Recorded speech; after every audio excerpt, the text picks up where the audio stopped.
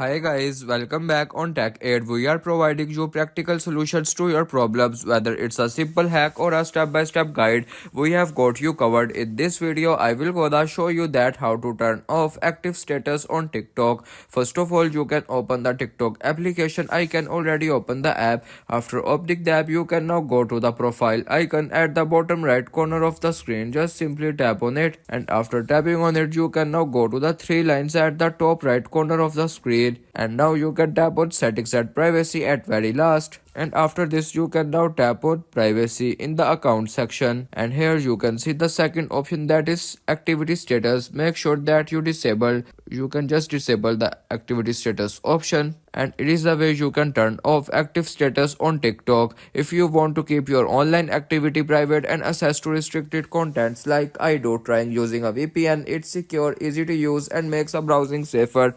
The link to buy is in the description below. If this tutorial helped, don't forget to like the video and subscribe for more practical solutions. Got questions or need extra help, drop a comment below and we will be happy to assist. See you in the next one. Thanks for watching.